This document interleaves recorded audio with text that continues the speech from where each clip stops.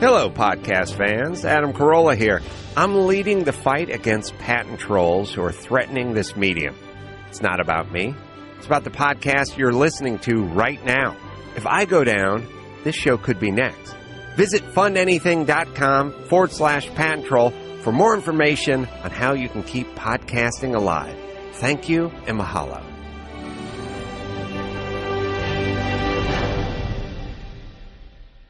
BarkBox is a monthly box of treats, toys, and goodies that'll drive your pup bonkers. Delivered right to your doggy door. And if you sign up at barkbox.com/Mohr, M-O-H-R, you will save 20% on a new pup subscription. Each monthly BarkBox contains 4 to 6 pawsome, full-size products, including everything from innovative toys and gadgets, all natural, healthy treats, and more. Rest assured, BarkBox would never send anything that hasn't been tested by their office pups. BarkBox is committed to the cause of homeless dogs. As a rule, they give 10% of their revenue to local rescues and shelters across the United States and Canada. In 2013, BarkBox donated over $150,000 to pups in need through a number of innovative social good campaigns. Let's help BarkBox give $1 million in 2014. You know how you can help?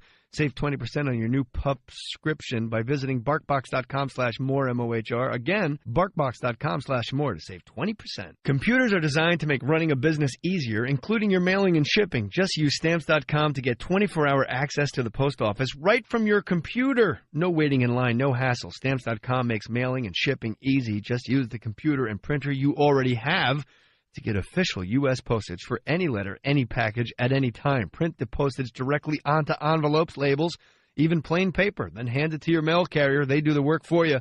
Stamps.com. There's no guesswork. They're going to send you a digital scale that automatically calculates the exact postage you need for any class of mail. You'll never have to go to the post office again.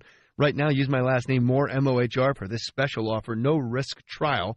$110 bonus offer includes a digital scale, up to $55 free postage. Don't wait. Go to Stamps.com before you do anything else. Click on the microphone at the top of the home page and type in my last name, Mohr, M-O-H-R. That's Stamps.com. Enter Mohr. Put your name on it. Just put your name on it. That's all I say. Be a man or a woman. Put your name on it. Well, I'd like to hear about it, potheads. How the fuck you gonna know how to be great if you don't study greatness? Look at the game change. Donuts. If you want a battle, it's either that you will or you won't. You know, you're not a bad-looking man, Mr. Gals. But you are, Blanche. You are in that chair. There's something wrong with us. Something very, very wrong with us. Hey, man!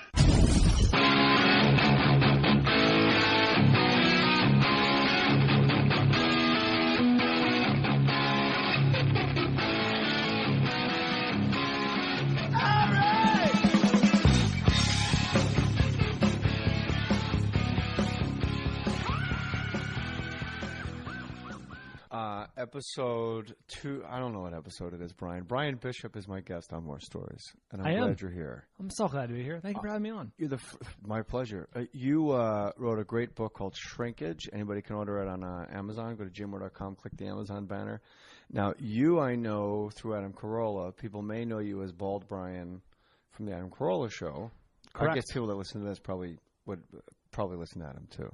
Those who do will know me as that. Correct. But I think, in all fairness, excuse me, I'm stepping on toys, but you should be Brian Bishop tonight because you wrote a book that was, I'm very impressed. And when somebody gives you a book of theirs to read and you're reading it and it's terrible, you're like, oh no. Now what? What am I going to say? And your book is great. It's called Shrinkage. It's Brian Bishop. You can order it. And I have an advanced reading copy. You do. You have one of the few in the world. Let me tell you the part of the book I like the most. What's your favorite part, Jay? In the acknowledgments. Mm-hmm.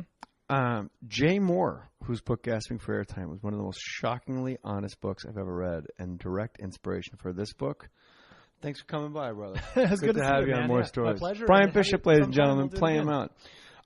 Shrinkage, play on words, I guess, because people that don't know you from Adam Carolla, you had an inoperable, I guess, have an inoperable brain tumor. Yeah. And I love your book because it's a triumph of spirit, and it's I don't want to be like Tyra Banks and make it about me. Sure. But go ahead, just this once. But when I went through with my first son, the neonatal intensive care unit, it's like so unbelievably gut-wrenching. And everybody's got like a nutty like anecdote. And people want to go, I had a preemie and now he's 6'4". I'm like, okay, great, but he's under lights because he's jaundiced and his heart stops, and I wiggle his toe to get his heart started again. But you do a really good job in the book of like explaining how I was very relieved when I reviewed in my mind my conversations with you when I found out about your brain tumor, that I don't think I fell into what everyone says. Which is what? Like how did you, I don't exactly require. What were your symptoms? How'd you know? How'd you you get know headaches? this? I knew headaches is off the table because I'm a WebMD guy. Okay. And you know what chapter title I like the most? What's that? Why you should never look up. Don't Google low-grade glioma.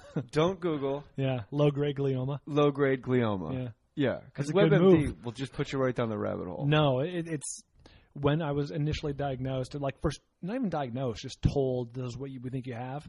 The doctor immediately said, "No, don't go home and Google this." And then, Christy, my wife or fiance at the time, was like a researcher. That's what she does. So telling her not to research something is futile. It's ridiculous. So we went home and Googled it and said average lifespan is something like, like I said, like 18% of patients survive 3 years. It was shocking. Yeah, almost pancreatic territory. Oh yeah, it's extremely deadly. And you had a doctor. The first doctor you saw basically told you. I guess he was an Indian guy. The name, I judging by the name in the book, I'm guessing he was somewhat Indian or. Well, yes. Well, Dr. Harold Kumar is a pseudonym, right? As you can imagine. But yes, he was an Indian fellow. And he told you very calmly, like he just took a class in bedside manner, but the words he was saying belied his calmness. It was like he was a robot programmed with like a bedside manner program, but had never actually used it, or like he studied a chapter on bedside manner, but had never actually given anyone a diagnosis. It was so bizarrely, I asked him, I'm like, Doc, what are we looking at realistically? And he said, typically in these cases, I say 6 months to a year. But not even, but nicer. Oh, no, than yeah, I can't help but say it nicely. No, but he said it nicer is what I'm saying. Well, he said it like preternaturally, like typically in these cases I say 6 months to a year. It's almost like a character out of Office Space. Yeah, yeah, medical Office Space. That's 6 months to a year. Good luck. Here's a pamphlet. Yeah. So long. I'm gonna need you to come back in a week and we can talk about your treatment options. Yeah. So. He hands you this 60 million pound weight that you got to carry around with your fiance at the time, and thank God you're with her. Oh my gosh! In the whole book, there's so much things that happen serendipitously in the book. Like your first place you went is across from where you were with Christy when you guys were first like up and running. Cabo was it Cabo Cantina? It was Cabo Cantina on Wilshire Boulevard. And just like the way, like stuff like that happens to people, and I really enjoyed your agnostic beliefs and just putting it out there, and it was so palatable and kind, because I know how kind you are, and you're just telling the atheist and the born agains, like, get off my back, this is what happened to me. Yeah. I don't think it's any accident that all these things happened. I think just from hearing you talk on the show and talking to you, we probably are similar in our beliefs that anything's on the table. Like nothing would surprise me if there was no God, and if God was the ruler of the universe. Neither of those would terribly surprise me. I don't know. I'm not smart enough to presume I would know. I have all my eggs in the there is a God. Okay. And Christ is the Son of God. Okay, basket, good. But also Christ is the Son of Man. That's the passage that the duality that always gets overlooked. Meaning you and me are also God. God's within us. Which then bleeds into the Buddhism aspect of we're all pieces of the same electron, and then that leads into physics and the whole thing. But I digress. It's all on the table for me. I'm totally down with it. That's what it should be. And you very much more concisely got the point across that I've been saying for years about atheists. I don't know how, and I always take shit on Twitter for this, and I don't really care. The atheists I know are some of the smartest people I've ever met in my life. Of course. So I don't know how you could be that intelligent and be certain that there's nothing and just close the gate behind you like, nope, no God. It's incredibly, it's arrogant in a way. I have the answer. There is no God. It's like first of all, it can't be proven, just like you can't prove there is you know what I mean? It's just what you believe, and you're just as, your faith is in not having something, but it's still your faith. Yeah. Which means it's a belief. Yeah, it's what you believe. I guess we'll go linearly, because first of all, anybody listening, if you have a lot of headaches, nothing's wrong with your brain. You're all good. Just get that on the table. Yeah, a lot of hypochondriacs coming out of the woodwork. And if you want to Google WebMD, I have borderline personality disorder. According to WebMD, I have low T. Okay. If WebMD, you can convince yourself you have anything. Sure. I have Legionnaire's disease. Oh, really? I died of it. I'm so sorry. Yeah. Oh. I came back. My condolences. I'm a ghost. Okay. I believe in that. So you were given the 6-month diagnosis by Dr. Harold Kumar. That's right. How long ago? Oh, boy. This was early 2009. This was April, mid-April. It's 5 years ago. It'll be 5 years in a few weeks. That's as far as my math That's skills right. go. You're very close. And it's amazing to me, the explanation, I forget who gave it to you, and you explained it, about the little tiny steps in the well. It was my best man for my wedding, JD, and it was his dad who had gone through esophageal cancer a few years earlier and survived. But he compared it to, he compared the experience of getting good news, of getting anything positive, whether it's good news, a good scan, you feel better that day, someone gives you hear. For me, a lot of it was hearing like survival stories. If someone was like, oh, my sister went through this 10 years ago and she's still around and she's kicking butt. It's like, that's really, really great news, because it's good to know that people have been where I've been and are still around a decade later. That's fantastic. But he compared it to every little bit of that information, every little thing I just described, as being a little rock that helps you get out of a well that you're at the bottom of. You're at the bottom of a well, and it feels like you're in despair. You can't get out of this well. There's nothing to grab onto. Everyone's little piece of information is just a rock to grab onto. Got a foothold, and if another one comes along, reach up and grab that one, and eventually you're out of that well. So every little information is a rock. Well, whatever it is that buoys your spirit. It could be information. Yeah. It could be you feel great that day. It could be a great scan. It could be, I don't know, whatever that thing is. I never heard that analogy before, and it blew my mind at its simplicity and how perfect it was, and the fact that it came from like your best man at your wedding. Yeah. I thought that was great. So the type of brain cancer you have is inoperable. Right. Because why? Of the location. It is on my brainstem, the glial cells, hence the name glioma. And it's inoperable because of the location. There's too much important stuff there. Cranial nerves that control my breathing and my swallowing and everything. I mean, breathing and swallowing. Yeah, those kinds of things. More important things than that. But I'm giving you starting low and going high. So little cranial nerves that control everything. And if one of those is nicked, be paraplegic or worse. So they didn't bother going near those. Do you get mad ever? Like how can like Dick Cheney run around Montana with a fucking baboon heart on all fours and like throwing his own shit on the walls, but like somehow they haven't, like during the course of this whole experience, were you ever angry? Like how have we not done this yet in medicine? This is going to sound, I'm going to make this sound as less corny as possible, but man, I have a great life. I have a great wife and great friends, and I'm just thankful for what I have, and you could look at it as though I'm living on borrowed time in a way, because I was supposed to be gone in 6 months to a year, and here I am 5 years later, and I look at every day not as a gift, that's too corny, but I look at it like an opportunity to give back to the community, or write a book and tell people about it, and share my story and hopefully make people laugh or inspire them. So, you can get frustrated. Certainly, you look at. I heard not a statistic, but a theory once that if all the scientists working on all the cancers focused on one cancer, they could probably get rid of it. And then they fix that, and they could shift their focus to another cancer, get rid of that. And it's like sometimes you wish that's how the world worked. Like, everyone, let's get on breast cancer. And what's wrong with that? Let's get on brain cancer. What's wrong with that? Let's get on, you know what I mean? I wish the world worked like that, but it doesn't, and that's silly. So I choose to. As I said in the book, you can't control what happens to you. You can only control your reactions. And I got brain cancer. I can't control that. I choose to try and live a happy life. You go through chemo, you go through radiation. Are you on the mindset of that you beat brain cancer, or is it a situation where you are living with brain cancer and you will be buried as an old man with brain cancer? That 100% the second. The chances are, just statistically, I'm going to die of a brain tumor someday. It's sad, and I hope that doesn't happen. I hope either it happens in 50 years, or I hope that it never happens and I just die of something else, whatever it is that takes me when the time comes. But statistically, that's what's going to happen. So I am living with a brain tumor, and it's not accurate to say that I've beaten cancer. I would never be so presumptuous to say, that I've beaten cancer.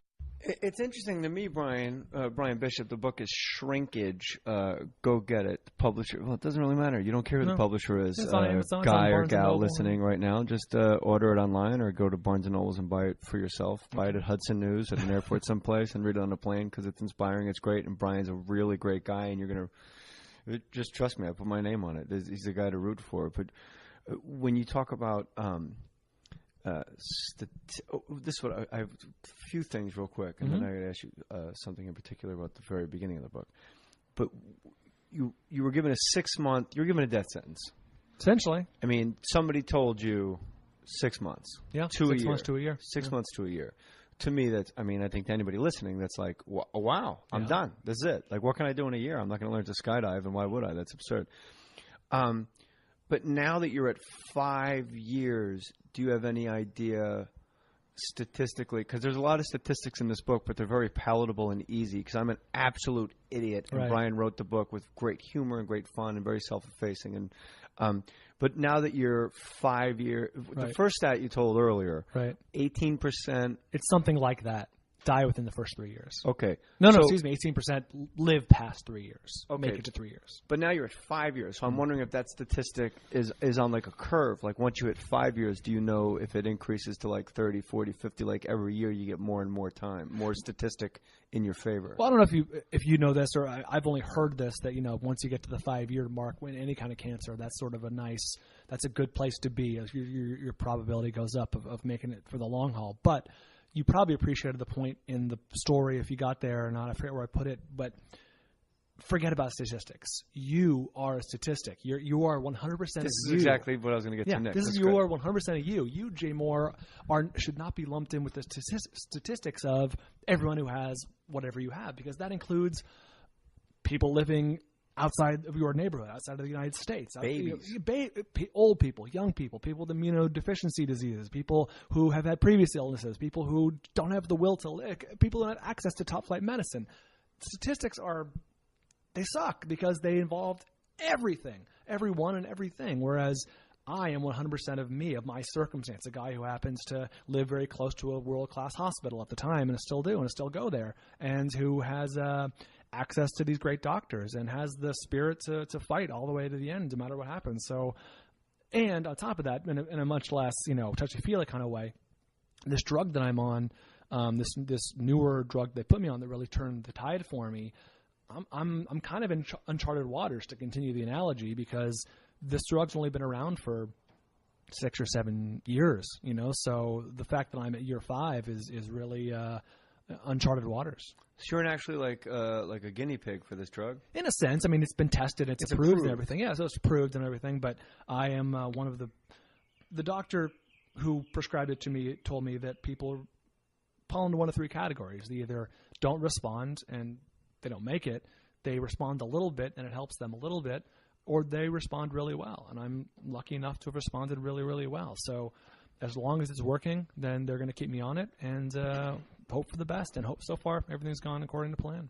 The thing you said about being your own statistic is really hit me in the face like a shot of cold water in a good way. Mm-hmm. Because medicine, it's like, if you ask a general what to do, they go to war. That's their job. If you ask a doctor what to do, they're going to go, well, we got to cut. That's my job. And they do the statistics. Like you said, there's some guy with hemophilia bathing in the fucking Ganges River that shits outside, and he's lumped in with your stem cell cancer. Yep. I'm never going to remember. Brainstem glioma. Glioma. It sounds simpler. Maybe it has glee right in the glee. It's a happy cancer. Jane Lynch gave you cancer. That's right. Because she's in Glee. So, but what you said and you just said it, but I have to reset it because it stunned me, and I think people listening will appreciate this. You are you used you're 35-year-old white male. You live next to Cedars-Sinai. Your fiance's name is Christy. So I, Brian Bishop, I am beating or living with, and I am okay with glioma. Therefore, I am one. And my statistic is there is a 100% success rate because no one is fucking me. I'm me. Yeah. Of guys named Brian Bishop who are fighting cancer at Cedars-Sinai with a wife named Christy, and 100% success rate. Everyone's winning. And that needed to be written somehow. Yeah.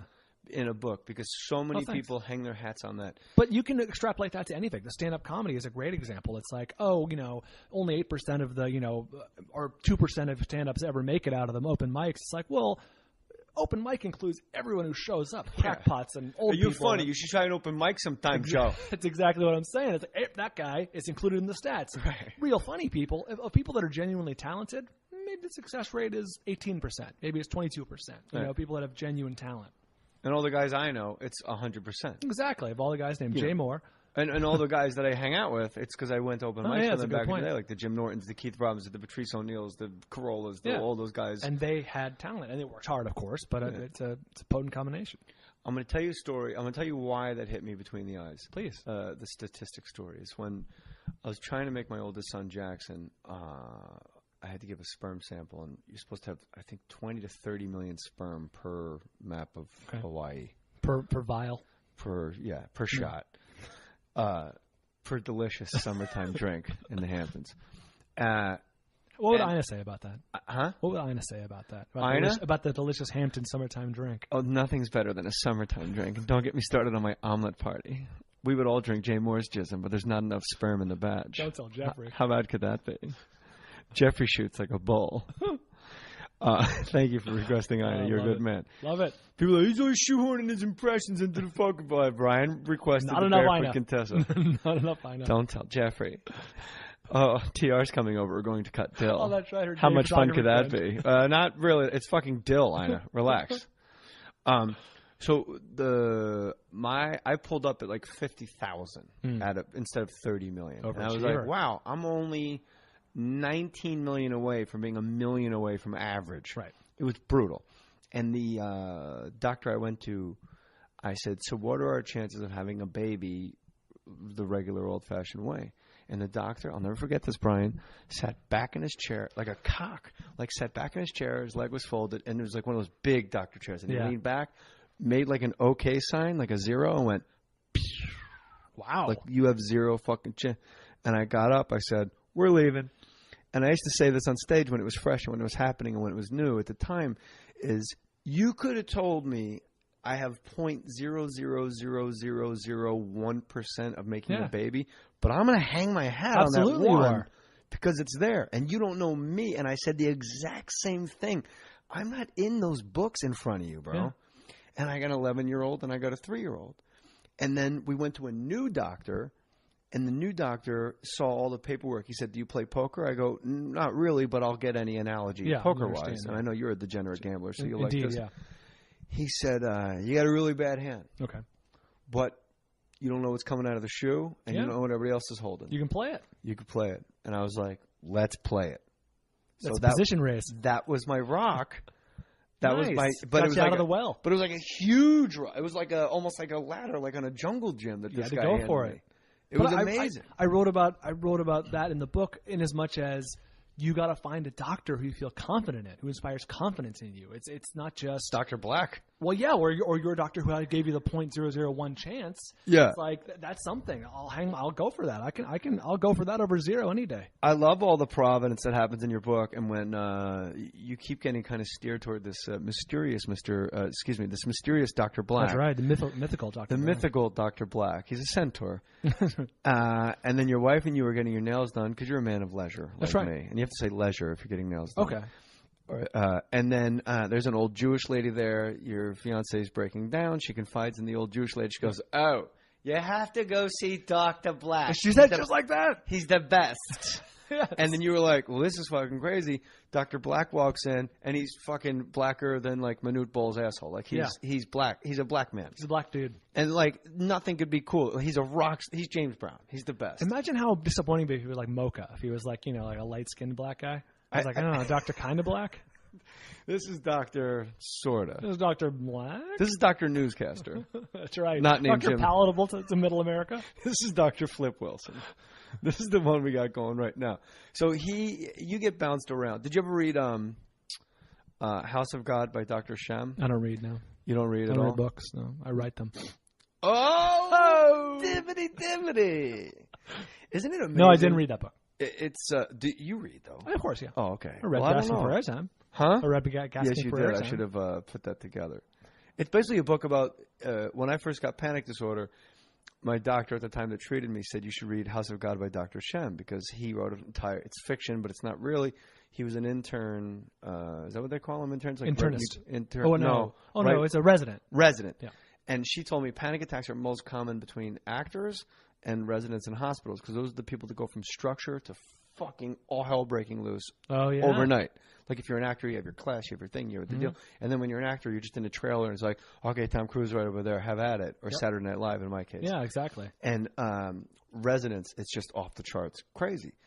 And he... especially because up to that point, their life's been textbooks. Yeah. Yeah, regimented semesters, textbooks. And there's so much stuff in the book House of God that if you know the book House of God, whenever you go see a doctor and use a phrase from House of God, they treat you completely instant respect. Differently. You go, look, I'm not a Gomer, okay? So just before Gomer is get out of my emergency room. Wow. It's, and I got to brush up on some phrases. It's a great book. And anytime you go into an emergency room, their number one job is to get you out of the emergency room. Into like care. You got to get out of there. Yeah. You got to get out of there. Like if you come in and go, I think I'm having a heart attack. They're like, great, cardiology. That opens up the emergency room. We're like, I'm going to kill myself. Psychiatry down the hall. So everyone that comes in is a Gomer. Okay, so the appropriate care. Yeah, but it's not appropriate care. It's I don't want you in this emergency room because this night's going to get busier and backlogged and backlogged. And there's a guy with a fucking musket wound that's been here since Battle of Appomattox. Chip, chip, chip.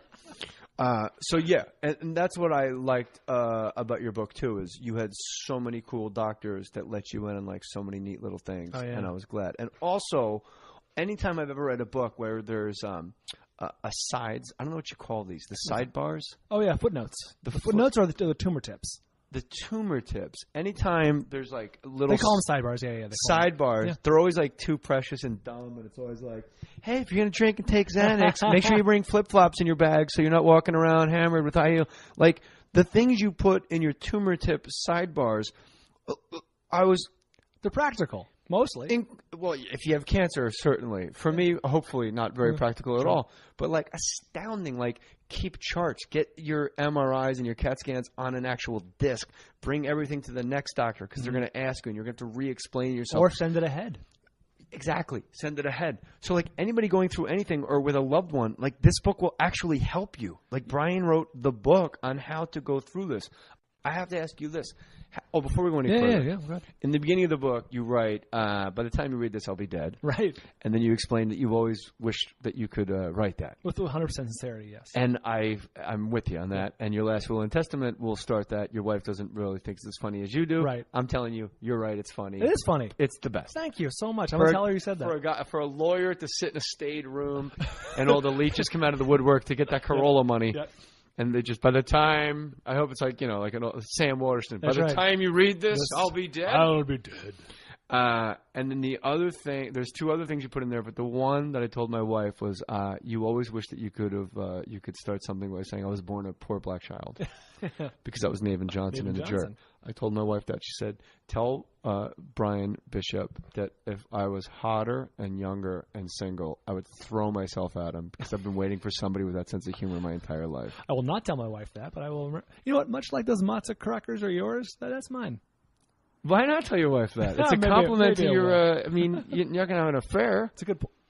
You're probably right. Yes. You're probably right. Yes, Brian.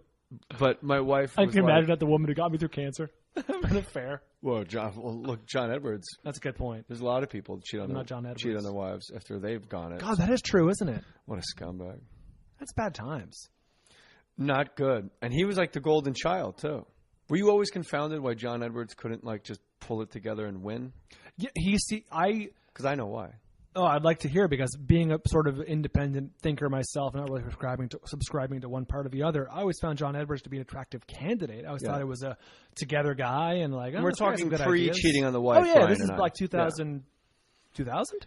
Yeah. When was he vice presidential candidate? 2000? A couple times, and before you're vice presidential candidate, you're a presidential candidate. Okay, so I always thought he was a good candidate. I was like, this is an impressive guy. He's got shit together. Here's the fatal flaw. I was wrong. His whole thing was two Americas. Oh, the haves and the have-nots. Mm-hmm. Nobody wants to go to the voting booth thinking of themselves as a have-not. Uh-huh. So that's why it never landed. He's categorized That's them. it. And, yeah. Okay. Like, I need all the have-nots to rally and put me in so I can make them not have-nots. And, like, no matter what bullshit job you're doing, you're like, I'm not willing to buy part and parcel. Yeah, you're subscribing to that theory in that case. Come on, below the liners, vote for me. Yeah. It's the same if you're a loser, I'm your guy. And then you just show up and punch the ticket for Kerry, and you walk out like with a fake mustache and a hat. Like, who'd you vote for? Bush? Definitely not Kerry. What, for the listener, we have to go through this. Your symptoms was not headaches. No, it's not, nor seizures. Your symptoms neither of the classic glioma. Seizures is a yeah. A lot of people get seizures. I mean, that's how people. Headaches is by far number one. The most common brain tumor symptom. I thought it was not. I was always told it was completely not. I was always told if you have headaches, it is. I think Dr. Drew actually told me. My evidence is 100% anecdotal. Like from just talking to other cancer survivors, they're always like, "Yeah, just getting some headaches." The next thing you know, so I'm not quoting any statistics. I don't know. Drew's a doctor. Go with what he says. I'm just saying the people I talk to. I think we should go the other way with it. If you're out there listening, you've had a headache in the last 2 weeks. That's right. You might want to dump about $40,000 into some CAT scans and some uranium being dyed into your veins. At the very least, to get well. Pump some money into Big Pharma because they need our help. Absolutely, yeah, they're hurting too, like the rest of us. Are you on Obamacare? Is that how you paid for all this? You footed the bill with the Obamacare? No, Obamacare came too late to help me. But I love the idea of it. I think obviously with the pre-existing condition, it's a big deal to me. So just the idea that people with pre-existing conditions can freely get health care like anyone else is a great thing, I think. I don't want to get too political, but I've spoken to more people that are livid. Really? And that got actually like fucked because of Obamacare and got bounced off or had to pay $200 extra for like OBGYN stuff if you're like a guy. Really? Like really weird. Well, if you're a guy, why are you getting OBGYN stuff? Well, you don't have a choice. It's just this. It's part of the whole, like, this is what it all covers. And you're like, I'm not getting that. And I don't have ball cancer and I don't have a vagina. Well, you know what to do, fellas. Get one or the other. Yeah.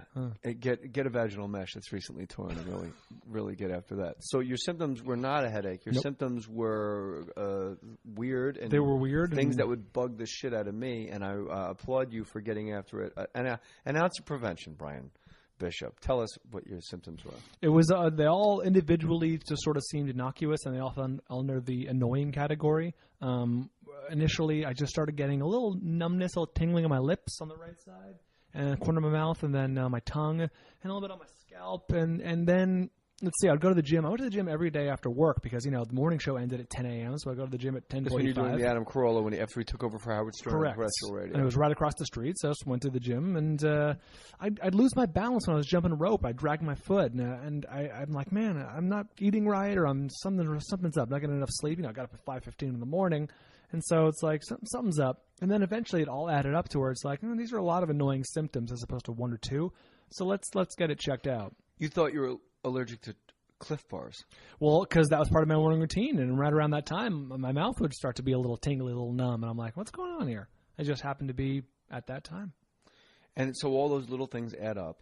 I thought it was, I did the WebMD thing like you would do, and they proposed that I may have had a TIA, which is a mini stroke. Mini stroke, yeah. They proposed that I may have had some other stroke type of thing, or that I may have had a MS. That was their sort of number one diagnosis. I don't think WebMD proposes cancer for too many things. I don't think that's really what they do. Yeah, you can't unring that bell. No, seriously. You send that through somebody's MacBook, like, you might have cancer.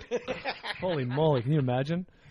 I think that should be on the homepage. If you're reading this, you most likely have cancer. If you ended up here, let's be honest. Let's not bullshit a bullshitter with cancer. Now, for a month, I thought I had MS. That was another interesting part of the book that I liked. It's called Shrinkage. It's by Brian Bishop. I encourage you to read it. I thoroughly enjoyed it, and Brian's a friend of mine. Me and Brian have always gotten along swimmingly, so I had a little anxiety reading this book. I get 5 pages in. I'm like, great. I'm up and running. I'm off to the races. This is good, and I think you're really doing people – your words, give back. I think this book, this is a textbook of how you can get through something with the right attitude, the right doctors, perseverance, grabbing those rocks, coming out of the well, And the part that really hit me, as you know, as the happily hombre like you are, having that woman by your side that's not a pain in the fucking ass, and quite the opposite. No, quite the opposite. Absolutely, just the lighthouse in the storm that Christy was for you. Well, she's the star of the book. I mean, I'm the main character for all intents and purposes, but she got me through everything. Sam Rockwell. She was the Sam Rockwell of the book. You don't even know Sam Rockwell. No, I know exactly who he is. Steve Carell, and then you're like, fucking Sam Rockwell stealing every goddamn scene in this fucking movie. What were we talking about? I'm talking about how you said you're the star of the book, right. But she steals it.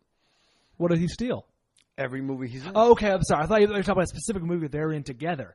Okay, yes. Your Sam wife Rockwell and steals Sam every Rockwell movie he's in. did a very right. private movie. She's the Sam Rockwell of this book. She is. She was my 100% full-time caregiver for a while, 24 hours around the clock, because I was using a walker for like months. Like I couldn't do anything for myself.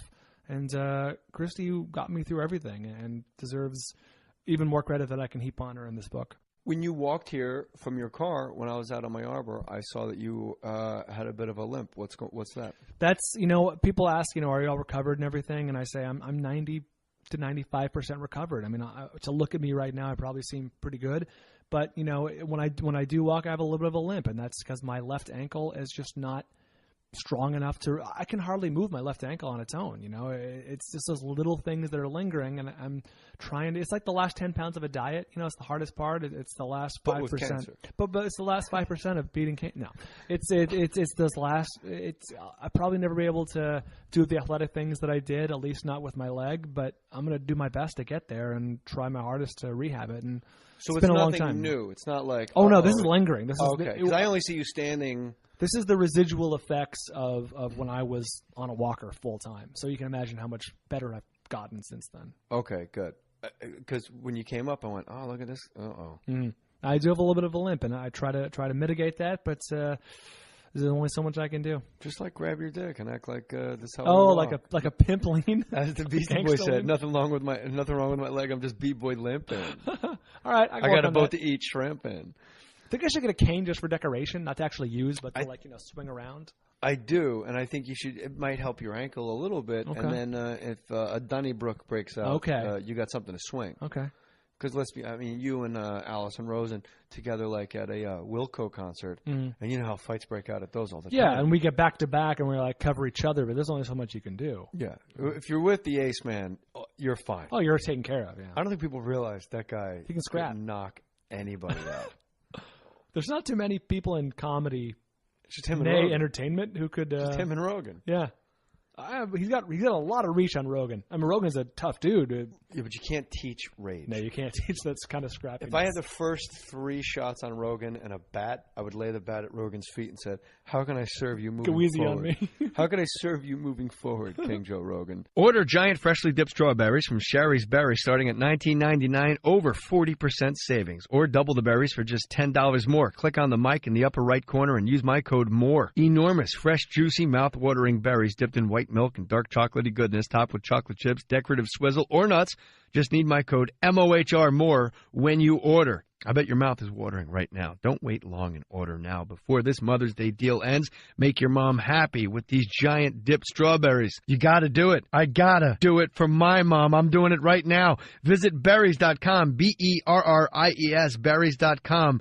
Click on the microphone in the top right corner and type in my last name, Mohr, M-O-H-R. Go to berries.com, click on the microphone and type in M-O-H-R. Order today. This deal expires Friday at midnight, so make sure you order now. Berries.com, BERRIES. Geico presents Strange Savings Stories. Sam Tucker woke to find crop circles in his cornfield that spelled out the word Geico. Was this a message sent by aliens? Sam went to Geico.com and saved hundreds of dollars with great discounts. He woke the next day to find new crop patterns had formed. They spelled out, "You the man." It seems the aliens were pleased indeed. Geico. 15 minutes could save you 15% or more on car insurance. I have an Amazon banner. If you want to buy Brian's book and you want to help the podcast, go to jmohr.com, click the Amazon banner. And then sometimes, Brian, obviously people will buy something on the Amazon banner at jmohr.com and then email me what they bought, and I make them an international superstar. Oh, what do you got this time? Like our friend Patricio Arvizu, Signor J. That's how he starts. That's how he starts it. Yeah. I would love to be mentioned again. Oh, I didn't know he was a two-timer. Oh, wow. All right. Well, you know what? Fuck it. He's, lying in the pockets of the podcast. I would love to be mentioned again in the podcast and join the Mohr Stories two-timer club. So I made my Amazon purchases, and I went the extra mile to help. First of all, my Amazon purchase, being the comedy nerd that I am, I like to buy my comedy albums on CD. So do I. Okay. So I bought, this is pretty good, Dennis Miller Off-White album, one of my all-time favorite albums, changed the way I did stand-up comedy. Wow. Changed the way I felt on stage doing stand-up comedy. The Dennis Miller No Cure for Cancer album was very important to a young balding Brian. You're thinking of Dennis Leary. Oh, you're right. Cut Dennis that out. Miller, Cut that out. Chip. No, Cut I'm leaving that out. that in. Fuck that. George Carlin Toledo Window Box. I would put that like 8th on my list of George Carlin albums. I would start with Complaints and Grievances, Jamming in New York right after the Go For. Okay. The last one he did was phenomenal. Amy Schumer Cutting and Brian Regan Live. I want you to rank those comics right now. Number 1? Well, it could be Carlin, right? I mean, No. he's in the Hall of Fame. No, it's not. Yeah, of course. Respect to the other two, you know my thoughts on SNL. Carlin Miller. Yeah, Dennis right? Miller. Yeah, I have a soft spot for, as you know, anyone's been on SNL. But Dennis Miller especially. I love Dennis Miller as a Weekend Update guy.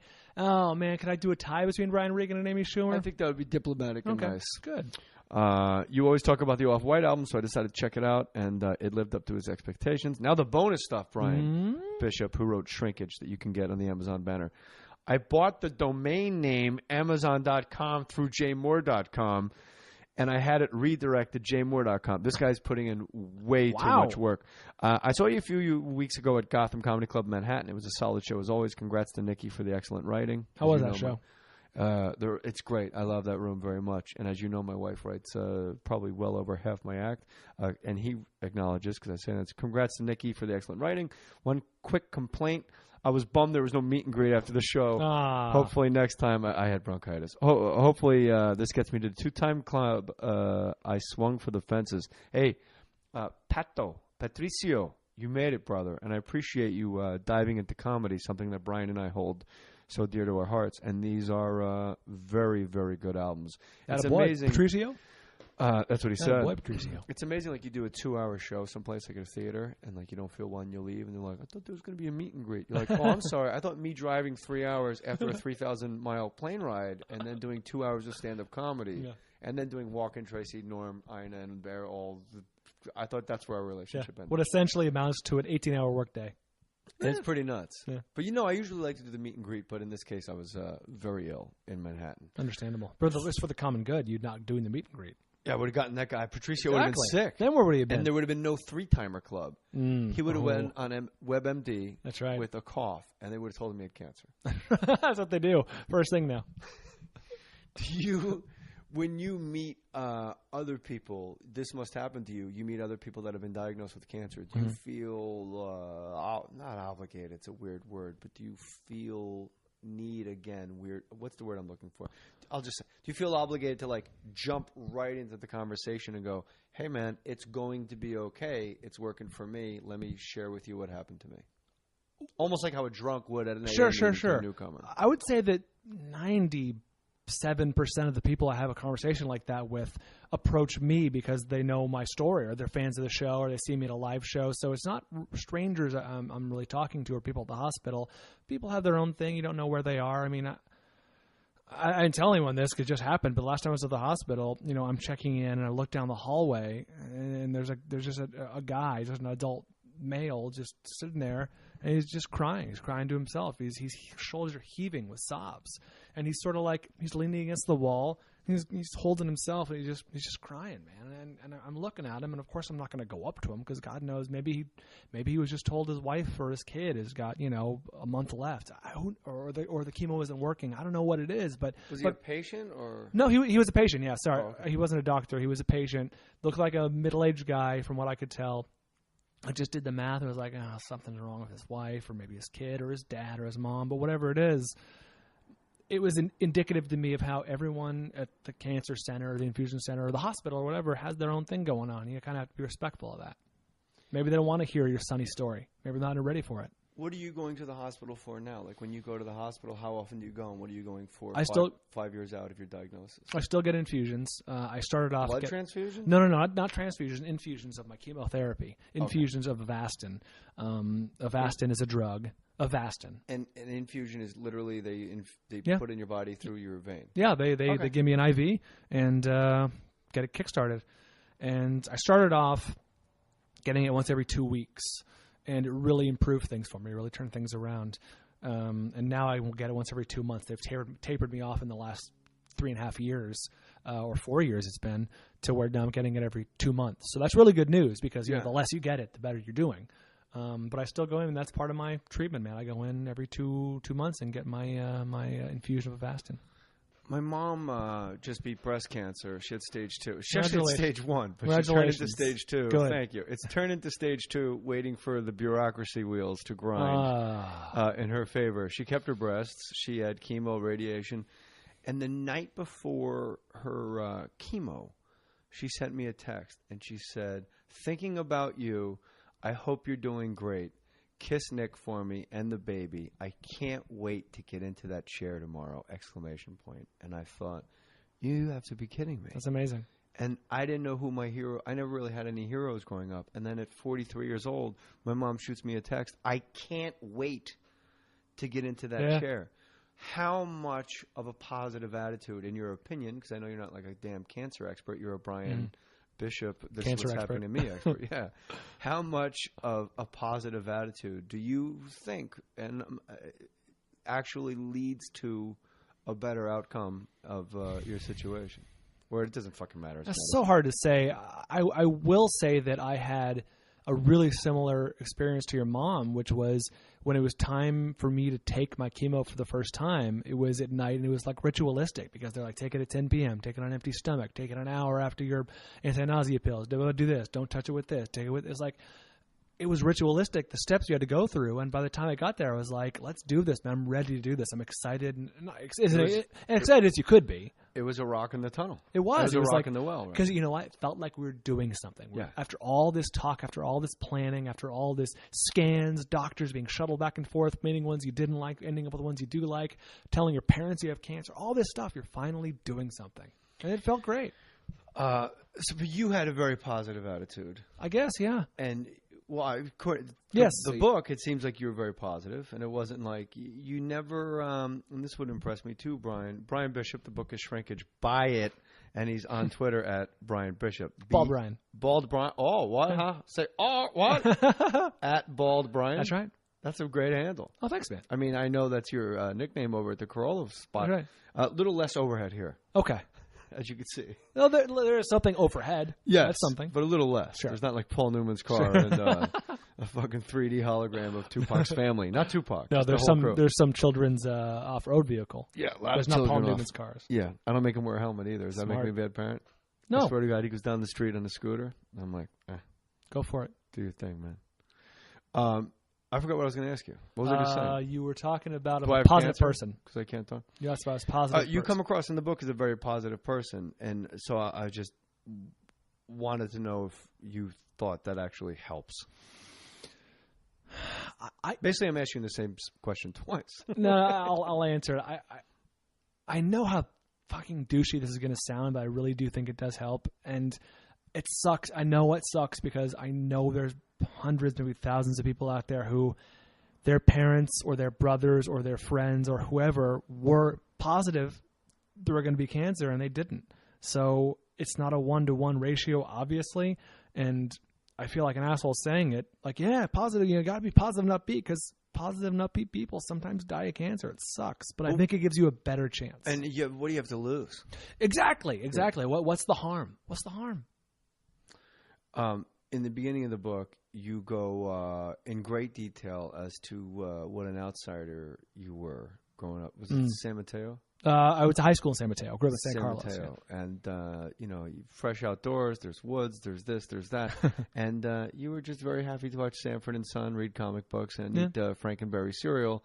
And your parents were just nothing really jibed. And then I like the message you put out there. Is like, if you have a kid, because you went to a writing workshop, I believe, in Northwestern. Yeah. Is that correct? That's right. And if you have a child where you just can't figure out, like, the grades are weird, right. he doesn't have any friends, it's like, just give it time and hang out. And I think about, like, the people you roll with, like the Carollas, and, you know, you and I like to think are very good friends. I certainly never fit anywhere. Like, how at 15 do you if you're starting comedy at 16, 12, 13, 14, you are a mess. Oh yeah. You're gone because the synapses are firing. And then it's like, well, you're on a different wave like everyone else. I mean, everyone's thinking, you know, doing one thing, and you're just shooting off in a different direction. They're sheep, and you're a wolf, but except you're not interested in the sheep. You're just running in another direction, going, I think there's other wolves over here. But not to. I mean, the sheep are going to cool parties, and the wolf is off doing nothing. The wolf is doing wolf things. And I think it's important that Brian Bishop and I, Bald Brian, we can tell every listener here. Those parties is such a finite amount of time in your life. If you're in high school right now, and you're not popular, it is the best thing that could possibly happen to you. In a weird way, it is, yeah. Yeah, all those popular people are going to be fat, bald. They're going to marry somebody that they knocked up. You see them at the reunion, they're like, "Hey, heard you on the Carolla show, man." And you're like, "Oh my God, the aluminum siding guy again, and with that bad rug." So, you know, I feel like we're doing a bully campaign. No, it gets better. It gets better. It does get better. It gets better. Well, I talked. You mentioned they beat you to death, then it actually got completely worse. It does, yeah. Then it kind of stays flat for the rest of eternity. But outside of that example, it gets better. But I went to that writing program in Northwestern when I was in high school and turned things around for me in a lot of ways because I suddenly was like, oh, here's a whole community of people who are celebrated for what previously they had been shunned for. You know, they're being celebrated for their nerdier tendencies or their knowledge or their whatever it is.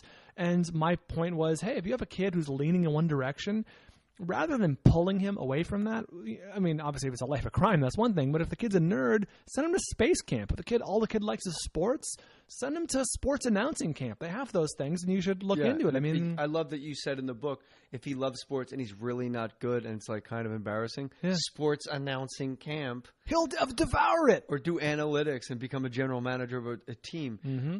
It was great. And also what I liked about you going to the writing program at Northwestern, and it's what happened to me with stand-up, like I was always the standalone electron, and then all of a sudden I became a part of the bigger electron because the first time I did an open mic night, somebody came up to me and said, "Hey, Wednesday, what are you doing?" And I was like, "What, me? Like, what am I doing?" Yeah. No one's ever asked me that before. And they go, "Because there's another open mic night. Cross you town. should go. It'll be fun, and I'll see you there. Okay. And I'll introduce you to my friend." And then you go to that open mic night, and then they go, "Oh, yeah, you should come do our Saturday thing." And then all of a sudden, I'm in this electron, this living organism that never existed before you tried for the first time. And that's what happened to you in the writer's workshop. Yeah. And you parlayed that into writing online for something that went out of business. That's right. That's right. It's a successful, short-lived career. No, it's like what Malcolm Gladwell talks about, like the connectors. You got to have those people that bring you into the group, that connect people to groups, and vice versa. Without those people, you know, the electrons be flooding free. I love how you call bullshit in the book about program directors and radio, and I don't want to give too much away because people need to read the book because it's funny, it's poignant, it's beautiful, it's sweet, it's heartbreaking, and it's triumphant. And that's my review. Oh, wow. Can I add another blurb from Jay Mohr? Of the book, yeah. How often I mean, I know Adam does his podcast every day and you do sound effects and you produce, but I mean, so obviously you go every day. Mm-hmm. So then why aren't you there right now? Oh, Adam is shooting Road Hard, his movie. And we're shuffling the schedule around. We're gang taping a few on Sundays and then Sounds a few. Hot. It's awful. No, it's not. Actually, it's great because it affords me a chance to do something like this. I couldn't normally do something like this in the evening. You're gonna next time you see Allison Rosen, you're gonna have to go. I had a book coming out. I don't want to tell you. The guy put me. I feel bad because Allison and I have been doing this dance. Yeah, she's more than welcome. I love Allison. Well, the schedule also makes it tough. So it's a good combination of finding a day when you're available. Yeah, and I got kids, and so the whole thing. Like Allison's been in the hopper. She can't be around kids, huh? She can't be around kids. No, you didn't see that Megan's Law? Okay, she's one female on Megan's Law's website. We'll talk after the show. You're out of your mind. I'm sorry. I believed you too. It's great. You really did for a second. You're like, what? I did. You're a good actor. And then, thank you. Whenever I'm on the Adam Carolla podcast, your one-liners are always sublime. Oh, thanks, man. It's never It's never the fastball down the middle. It's always like painting the corners. Yeah, you paint the corners better than anybody. And then I always give you that look. I can picture how we're set up in Carolla's studio when we do it. I'm always like, nice. We're kind of like this. We're about another 10 feet away. Yeah. And then Allison's here with the news, which it seems to be getting shorter and shorter and shorter. Adam likes to yell more and more and more. And I feel bad because when I'm in, like I'm like Jupiter, like I just suck things towards me because of my gravitational pull, not in a good way. Right. So like it gets to the point now where like if I'm on a radio show and another guest shows up, I excuse myself because I know the other person's not going to get a word in because I'll be you have like, a reputation now. This guy's book got everybody pregnant, and they'll be like, oh Jesus Christ, he's been here an hour. Here's some commercials. Listen to this. We're coming right back with Bald Bryant from the Adam Carolla podcast. Let's face it, folks, sending online flowers sucks. We've all been burned. $19.99, that's what they tell you. And then somehow they bill you $74.50, and what shows up isn't what you ordered. It's mostly dead. And then you get spammed on your online account nonstop. That is why the geniuses at The Bouqs, B-O-U-Q-S, thebouqs.com launched a whole new way to send flowers. That's The Bouqs, B-O-U-Q-S.com. Bouqs because they took bouquets and simplified them. Thebouqs.com sends flowers straight from sustainable farms located on an active volcano in South America. Seriously? Is this copyright? Hey, Maddie! Yeah, wow, that's real. Volcano flowers. And they charge a flat rate of just $40 with free delivery. So your loved ones get beautiful flowers and you save cash. For this Mother's Day, thebouqs.com is offering 15% off plus free shipping when you use my promo code MOHR, M-O-H-R. So go to thebouqs.com, that's thebouqs, B-O-U-Q-S.com. Click on the shop button at the top of the page and send that special someone a bouq. Don't forget, order today with promo code MOHR, M-O-H-R, to get 15% off and with free shipping on flowers from a freaking volcano. Man. When shopping for car insurance, consider this. Geico has been saving people money on car insurance for over 75 years. So if you're serious about savings, it's simple. Go to geico.com. After 75 years, they know how to save you money. The Kentucky Derby is right around the corner. It's this Saturday, May 3rd. One of my favorite events. It's one of the greatest events in all of sports, known as the most exciting 2 minutes in sports. This year, it's the 140th running. Twinspires.com. This year, just don't watch the Kentucky Derby. Bet on it. Win money. It's always more exciting and more fun when you got some money on the line. There's no better place to bet the Run for the Roses than at twinspires.com. Twinspires. Twinspires.com, the official online wagering site of the Kentucky Derby in Churchill Downs. Twinspires.com makes betting the Kentucky Derby easy and fun. Signing up for an account is free. Takes only a few minutes. Plus, Twinspires.com is U.S. legal and licensed. Nobody's going to knock on your door and bust you for gambling because it's all in the up and up. Don't wait. Sign up. Place your bet on the Kentucky Derby now. Go to www.twinspires.com/more, M-O-H-R. Use promo code MORE20. MOHR20 for a free $20 wager. They're going to let you bet with their money. Again, that's MORE20, MOHR20 for a free $20 wager. See the website for details. Must be at least 18. Void where prohibited. When did you know you were gay? At what age did you? When I first started to suspect something, when I first formed thoughts around age 2. 2? Are we back on, by the way? Huh? Are we back on? No. Okay, tell me when we start. Because I don't want to reveal anything embarrassing. I just want to pick your brain before we get back up. Okay, good. So I won't talk about anything. I didn't even know people had cognitive thought at 2 years old. What you were you saying? Yeah. At 2, you knew I can't you were remember. gay? What is your earliest memory? People ask me that or ask. That's a common question, and it's like, what the hell? I like how you're dodging the whole gay thing. I know, I do. What the hell is your earliest And by the memory? way, it's not bald because of his head, all right? He shaves his ass so it looks like a bike rack. Oh, I said that. I call in all of a sudden, all right, Bald Brian, we get it. At least you have to, shave your head when you went to all that. My earliest memory is, I believe, I had like a toy in my driveway on Valley View Road in Verona, New Jersey, and I sat. It was like a dog with wheels on it, and I remember sitting on it and just looking up the street, and it's just that view. And I think I was 3. I was going to say, my brother was born when I was about 3. I remember him as a baby. So really? I'm guessing. I remember bits and pieces. But you could have been 5. He was still a baby. That's a good point. Now, I remember him being like a non-talking, crawling thing. Well, he aged very slowly. That's right. No, that was 5 years ago. He's an actual idiot. That's right. He's having a baby. He's having a baby tomorrow. Huh? He's having a baby tomorrow. He is? Yeah, his wife's being Is he induced. on the Learning Channel with that man having a baby news? No. His wife is actually technically having the baby. Is she going to do a C-section or? That's a great question. She's being induced tomorrow. She was due on the 9th, which was, I guess, up to 5 days ago. Oh yeah, you got to induce. Yeah, you got to do. Yeah. Otherwise, you start losing the fluids, and then That's right. You can't. Yeah. So your brother? Is this your first time being an uncle? Yeah, it's my only brother. You dig it? Yeah, it's gonna be awesome. I'm a godparent to a friend's child, which is very cool. But this obviously is my only niece, at least at this point. Let's go to the box, Brian. Here we go, and Okay. don't leave here without getting your fake mustache photo because I get to tweet them. Here's some fun ones laying around. Okay, what happens in the box?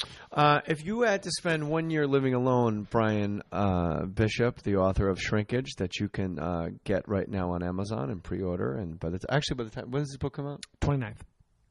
Actually, this might be out by then. Oh. If you had to spend 1 year living alone in a remote cabin, what would you spend your time doing? To me, this is a complete no-brainer. Remote mean no electricity, or remote meaning just no one can get to you?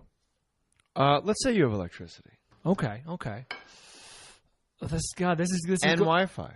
Okay, this is going back to my childhood weakness. But I would watch a lot of movies, but I would specifically try and watch the ones that some movies seem like homework, like classic movies or movies that everyone tells you, oh, that's a great movie. And you're like, I feel that way with books. Like, no, I'm not reading Moby Dick. I'm not reading Atlas Shrugged. It fucking sucks. My version is movies that have escaped me for whatever reason because it's like I'll get around to it. I just don't want to see Lawrence of Arabia or whatever it is, and it's like I'll sit down and I'll see Lawrence of Arabia. I'll watch Reds. And then yes, it's all that'll make you forever. Then I'm going to light a big fire outside of my cabin. I'm going to throw myself into it. Because there's no reason to see Reds. Oh, okay. There's really no reason to see Reds? Well, it's 8 hours long, okay. and it's old, and it's dated, and you can watch Goodfellas again. That's a good... I know. I thought you said I'm all right, Spider. How many Jay Mohr movies do I own? I own Go. I own Jerry Maguire. Good one. I don't know if you call that a Jay Mohr movie. Movies that feature Jay Mohr. Yeah, fair enough. I definitely own those two. You know, my two favorites nobody ever saw, and it's The Groomsman, I think you saw. Nope. You will love The Groomsman. And my all-time favorite, Playing by Heart, where I was Ellen Burstyn's son dying of AIDS. Okay. And then Seeing Other People with Julianne Nicholson. Oh, I never saw that either. Just in Osage County. That was my favorite movie. She was great in that movie. She was very good. And she's the only one that nailed the accent, by the way. And that movie was written so well that I would come home and I would argue with my 11-year-old's mom. And I didn't know if I was arguing or if I was still acting like I was arguing. Okay. That's how much of a mindfuck the writing was. It was wow. How many movies have you played a gay man in? Were you gay in the AIDS movie? Were you dying of AIDS, or was it never said? Yeah, two times I was gay. Playing by Heart, I was dying of AIDS. And Ellen Burstyn was my mom. Right. And she didn't even know that I was gay. She got a call that I was dying, like, today. Oh, wow. And she comes to see me on my hospital bed. I open my eyes and I say, "You look awful." Like I open with a joke. And the whole thing is, you all you want to do is cry. In the time when it's time to cry in the movie. Yeah. And David Mamet has the best acting book that's ever been written. It's called True and False by David Mamet. Okay. And he said, if you don't cry playing make-believe, then that guy didn't cry. Done. Turn the page. Next scene. Wow. Because if you're obsessed about crying and you're thinking about things, you only have two thoughts as an actor if you're working up to it. Either I'm not crying yet or wow, I'm really crying. Both of which means you're not listening to the person across from you. Oh, wow. And ever since he let me know. So if you're conscious of your performance. You're not even in your performance. Okay. You're in your own head going like, fucking cry, dude. Wow. Meanwhile, someone's across from you going, you have 6 months to a year to live, and I am Dr. Harold Kumar. Okay. And this, and then your fiancée is supposed to be crying her eyes out, and instead she's going, oh, fuck, I'm not crying yet. I should think of my parents. What would happen? What if my dog got tortured? And you're like, you're completely not involved. And then, oddly, Sean Patrick Flannery, who went a little bit the way of the Edsel in the grand scheme of show business. Yes. He was on Carolla, and you guys kind of had a laugh after the fact. He's a strange cat. He used the word cat all the time. He's a good cat, man. Yeah. And he was the young Indiana Jones. Yeah, of course. I know who he is. He cries like that. And I asked him on set, because I'm like, my cousin got killed by a drunk driver. I'm looking at the tattoo on my arm. I'm like trying to I'm thinking of my manager's like, did you know Martin Sheen, when he cried in that movie, he was imagining his parents in a car accident, and I'm doing that. I'm like, I didn't even hear what happened in the scene. Like, I'm not here. And I asked Sean Patrick Flannery, like, how do you do this? How do you cry? And he goes, man, you just got to play make-believe and just believe the bullshit you're saying is real. And if you do, it's fucking sad, and you'll cry. I was like, wow. Do you think some guys think too much to be able to cry like that? You know what I mean? Like he's just in the right level of. I don't think they think too much if it works. Like there's no one way to greatness. Greatness is the way. Like I'm sure like Martin Sheen and Dustin Hoffman have their own paths, and they're very Dustin Hoffman especially. Like you can see the work. Whereas like somebody like Ellen Burstyn, when I was laying, this is where I was going with all this. When I was laying on my deathbed, hoping I can cry because I'm supposed to tell Ellen Burstyn a story, and then I'm supposed to cry in the middle of the story. I started the story, and Ellen Burstyn burst out crying. And I wasn't looking at Ellen Burstyn. I was looking into the soul of my mother, and she was dying inside because I was dying inside. Not Iva Jean that lives in New Jersey. Like Ellen Burstyn was it was transcendental. It was bananas. And her crying and the look on her face, I was gone. Wow. And it's never happened since. Wow. Never happened since. I opened my eyes and I said, do you remember when Dad used to have the funeral parlor and she just lost her shit at the mention of the word Dad, and then I was gone. Do you attribute that to being her just being a great actress? She's the best I've ever worked with in my life. That's astounding. Because she wasn't there. There was no Ellen Burstyn there. She was completely not there. It was amazing. I'm going to have to see this now. It's a good... do you have a copy? No, I have nothing of mine. I got a couple books stashed away for like people that want them for like silent auctions and stuff. Angelina Jolie is in it. Ryan Philippe is in it. Jon Stewart is in it. Does a nice turn. Gillian Anderson is in it. Jenna Rollins and Sean Connery are in it. And the original title is Dancing About Architecture, because they say talking about love is like dancing about architecture. And the studio made them change it. Too heady. I guess. No, it makes sense. I mean, it sucks, but I understand. But it was like a perfect Lemley 5 movie, dancing about architecture. Yeah, totally. So you're now happily married. Correct. I'm married. I don't believe that for a second. No, we're very happy. Children, what's the deal? Yes, no?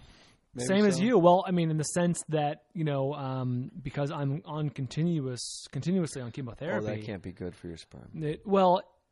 Here's the thing. The drug I'm on is technically a steroid. It works more like a steroid than chemotherapy. So while it may not have an adverse effect on my sperm, it's not smart to chance it. It's just not, the data's not in. They've never done any studies because it's only been being used for 6 or 7 years. Like, there's just not those studies.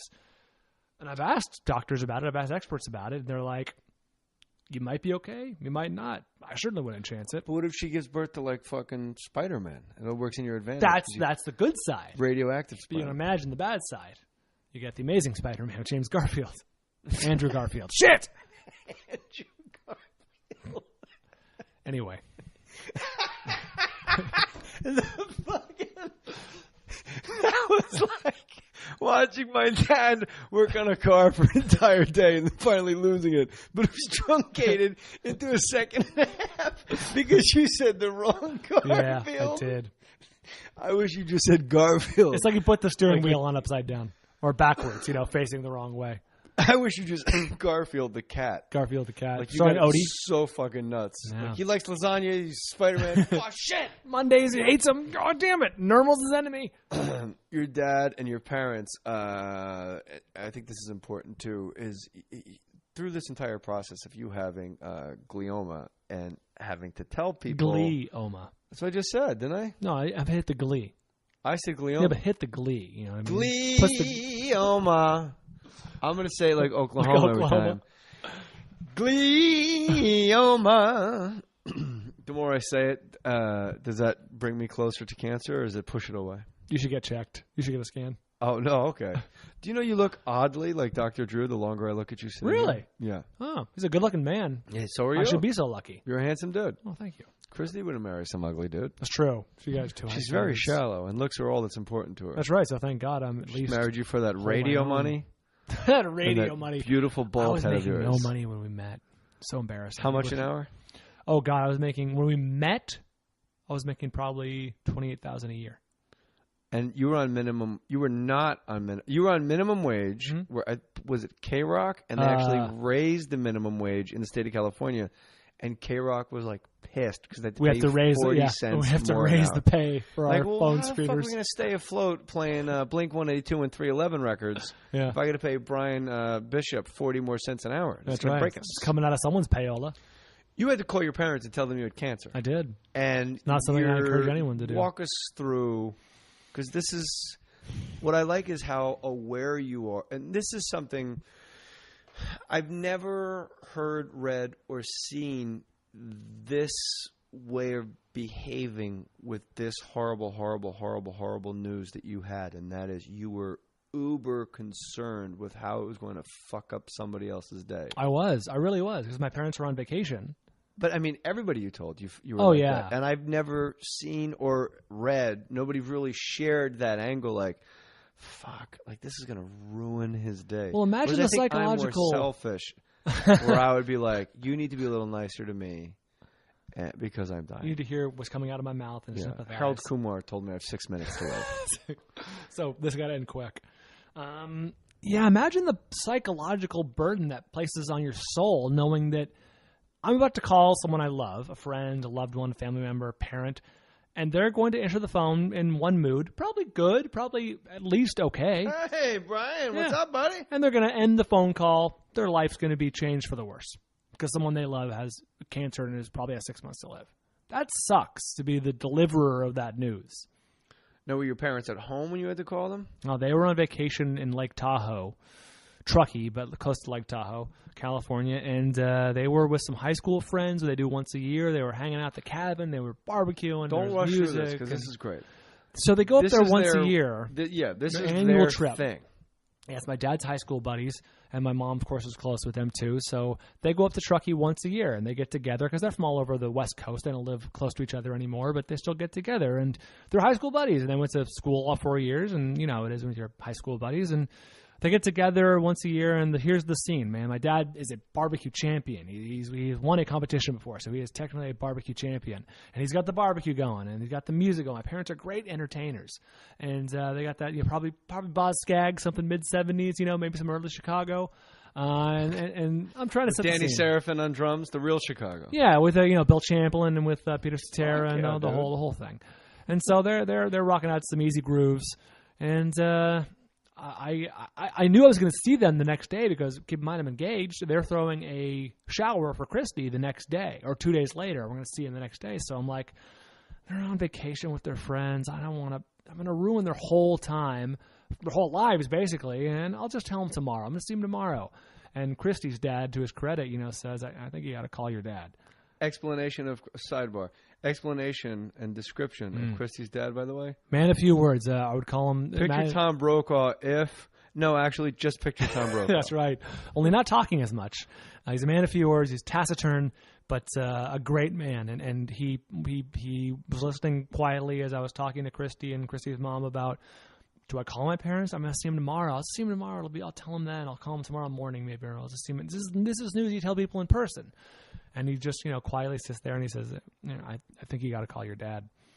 And I knew he was right. And so I called my parents and asked him to go, in a quiet room because I had something to tell them, and it was bad news. And what was the first thing you heard when your parents picked up the phone? Oh, music. It was a music, and my mom answered. Chicago, heard music, and I, chatting in the background, and everyone's having a great time. I can't believe we're smoking pot again. Don't make so bad. So bad. So don't tell Jeffrey. We're having a great time. Don't tell Jeffrey. We're having a great time. And I asked him to go into a quiet room. I had some bad news, and in retrospect, I was like, what did you think it was? What did you think I was calling you for? And they're like, I don't know. We thought maybe you called off the wedding or something, or postponed it, or broke up with Christy, because what else could it be? No, just cancer. No, just life-threatening cancer, and that's what it was. And I said, I've been having these symptoms, and got the test results back, and I have a brain tumor. And they were devastated. They were shocked. They were too shocked to cry. They were like, well, what do they say? And I was like, going to try and find a new doctor to get a second opinion, and I'm going to see you guys tomorrow. We can talk more about it then, or call me if you want. But, I'm sorry to ruin your vacation. And they were like, oh, please, whatever. It's important to know. But I felt terrible. I felt terrible because I'm damned if I do. If I didn't, it might have been worse, because if I told them the next day, it would have been, you knew about this and didn't tell us. Yeah. It's a no-win situation. So Christy's dad was right. He was, as always. And it's also, I got a weird vibe that he had this wisdom of if you just tell them, then it's in the rearview mirror. You don't have the dread of like, fuck, I have to tell my parents. If you just tell them, you told them. Yeah, it wouldn't be on hanging over my head for the next 24 hours. That's for sure. Christy lost it a couple times, obviously, because the person she loves the most, you, Brian Bishop, whose book is Shrinkage, and please go buy it because I love this book. Thanks, man. When did you lose it? When was your holy shit, come undone, I'm in a million pieces in a puddle of rubble? Because I didn't really pick that up in the book, and I think you're holding back a little bit. In terms of, oh boy, I will say two moments stand out of sort of what you're talking about, versions of what you're talking about. I never really had that I'm broken down, I'm in a heap of tears, and I can't hold together. But when, you probably read the chapter when we lost our engagement ring and Christy lost the diamond out of her ring. Yeah. And that was right in the middle of treatment. That was just after everything. Like, God, are you kidding? It's like, it really was. It was throw my hands up to the heavens and... Hello, podcast fans. Adam Carolla here. I'm leading the fight against patent trolls who are threatening this medium. It's not about me. It's about the podcast you're listening to right now. If I go down, this show could be next. Visit fundanything.com/patent troll for more information on how you can keep podcasting alive. Thank you and mahalo.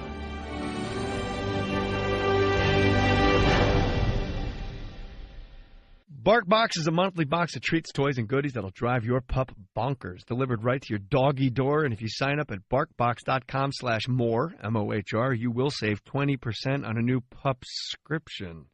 Each monthly BarkBox contains 4 to 6 pawsome, full-size products, including everything from innovative toys and gadgets, all natural, healthy treats, and more. Rest assured, BarkBox would never send anything that hasn't been tested by their office pups. BarkBox is committed to the cause of homeless dogs. As a rule, they give 10% of their revenue to local rescues and shelters across the United States and Canada. In 2013, BarkBox donated over $150,000 to pups in need through a number of innovative social good campaigns. Let's help BarkBox give $1 million in 2014. You know how you can help? Save 20% on your new pup subscription by visiting barkbox.com/Mohr, M-O-H-R. Again, barkbox.com/Mohr to save 20%. Computers are designed to make running a business easier, including your mailing and shipping. Just use Stamps.com to get 24-hour access to the post office right from your computer. No waiting in line, no hassle. Stamps.com makes mailing and shipping easy. Just use the computer and printer you already have to get official U.S. postage for any letter, any package, at any time. Print the postage directly onto envelopes, labels, even plain paper. Then hand it to your mail carrier. They do the work for you. Stamps.com. There's no guesswork. They're going to send you a digital scale that automatically calculates the exact postage you need for any class of mail. You'll never have to go to the post office again. Right now, use my last name, Mohr, M-O-H-R, for this special offer. No risk trial.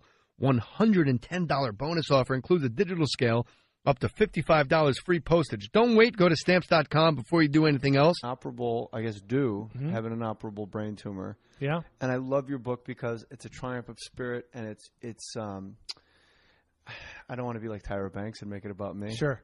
But go ahead. Just this once. But when I went through with my first son, the neonatal intensive care unit, it's like so unbelievably gut-wrenching. And everybody's got like a nutty like anecdote. If you want to go, I had a preemie and now he's 6'4". I'm like, okay, great, but he's under lights because he's jaundiced and his heart stops, and I wiggle his toe to get his heart started again. But you do a really good job in the book of like explaining how I was very relieved when I reviewed in my mind my conversations with you when I found out about your brain tumor that I don't think I fell into what everyone says. Which is what? Like how did you, I don't exactly require. What were your symptoms? How'd you know? How'd you you get know headaches? this? I knew headaches is off the table because I'm a WebMD guy. Okay. And you know what chapter title I like the most? What's that? Why you should never look up. Don't Google low grade glioma. Don't Google. Yeah, low grade glioma. Low grade glioma. Yeah. Yeah, because That's a good WebMD move. will just put you right down the rabbit hole. No, it's when I was initially diagnosed, first not even diagnosed, just told this is what we think you have. The doctor immediately said, "No, don't go home and Google this." And then Christy, my wife or fiance at the time, was like a researcher. Like, that's what she does. So telling her not to research something is futile. It's ridiculous. So we went home and Googled it and said average lifespan is something like, like I said, like 18% of patients survive 3 years. It was shocking. Yeah, almost pancreatic territory. Oh yeah, it's extremely deadly. And you had a doctor. The first doctor you saw basically told you. I guess he was an Indian guy. The name, I judging by the name in the book, I'm guessing he was somewhat Indian or. Well, yes. Well, Dr. Harold Kumar is a pseudonym, right? As you can imagine. But yes, he was an Indian fellow. And he told you very calmly, like he just took a class in bedside manner, but the words he was saying belied his calmness. It was like he was a robot programmed with like a bedside manner program, but had never actually used it, or like he studied a chapter on bedside manner, but had never actually given anyone a diagnosis. It was so bizarrely, I asked him, I'm like, Doc, what are we looking at realistically? And he said, typically in these cases, I say 6 months to a year. But not even, but nicer. Oh, no, yeah, I can't help but say it nicely. No, but he said it nicer is what I'm saying. Well, he said it like preternaturally, like typically in these cases I say 6 months to a year. It's almost like a character out of Office Space. Yeah, yeah, medical Office Space. That's 6 months to a year. Good luck. Here's a pamphlet. Yeah. So long. I'm gonna need you to come back in a week and we can talk about your treatment options. Yeah. So. He hands you this 60 million pound weight that you got to carry around with your fiance at the time, and thank God you're with her. Oh my gosh! In the whole book, there's so much things that happen serendipitously in the book. Like your first place you went is across from where you were with Christy when you guys were first up and running. Cabo was it Cabo Cantina? It was Cabo Cantina on Wilshire Boulevard. And just like the way, stuff like that happens to people, and I really enjoyed your agnostic beliefs and just putting it out there, and it was so palatable and kind because I know how kind you are, and you're just telling the atheist and the born agains get off my back, this is what happened to me. Yeah. I don't think it's any accident that all these things happened. I think just from hearing you talk on the show and talking to you, we probably are similar in our beliefs that anything's on the table. Nothing would surprise me if there was no God, and if God was the ruler of the universe. Neither of those would terribly surprise me. I don't know. I'm not smart enough to presume I would know.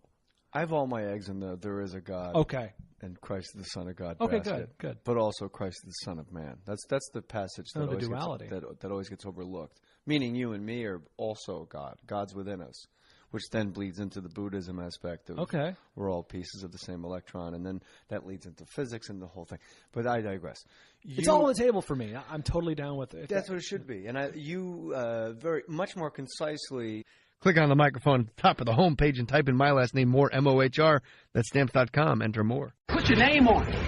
Just put your name on it. That's all I say. Be a man or a woman. Put your name on it. Well, I'd like to hear about it, potheads. How the fuck you gonna know how to be great if you don't study greatness? Look at the game change. Donuts. If you want a battle, it's either that you will like that one. You're not a bad-looking man, Mr. Gals. But you are, Blanche. You are in that chair.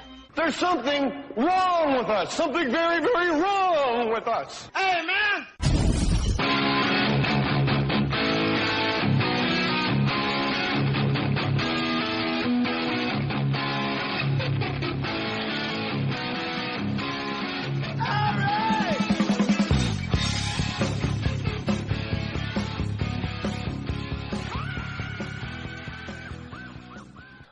Episode 2. I don't know what episode it is, Brian. Brian Bishop is my guest on Mohr Stories, and I'm glad you're here. I'm so glad to be here. Thank you for having me on. You're my pleasure. You wrote a great book called Shrinkage. Anybody can order it on Amazon. Go to jmohr.com, click the Amazon banner.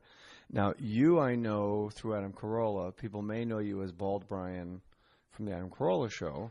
Correct. I guess people that listen to this probably would probably listen to Adam too. Those who do will know me as that. Correct. But I think, in all fairness, excuse me, I'm stepping on toys. But you should be Brian Bishop tonight because you wrote a book that was. I'm very impressed. And when somebody gives you a book of theirs to read and you're reading it and it's terrible, you're like, oh no. Now what? What am I going to say? And your book is great. It's called Shrinkage. It's Brian Bishop. You can order it. And I have an advanced reading copy. You do. You have one of the few in the world. Let me tell you the part of the book I like the most. What's your favorite part, Jay? In the acknowledgments, Jay Mohr, whose book Gasping for Airtime was one of the most shockingly honest books I've ever read and direct inspiration for this book. Thanks for coming by, brother. It's good to have you on Mohr Stories. My pleasure. Brian Bishop, ladies and gentlemen, play him out.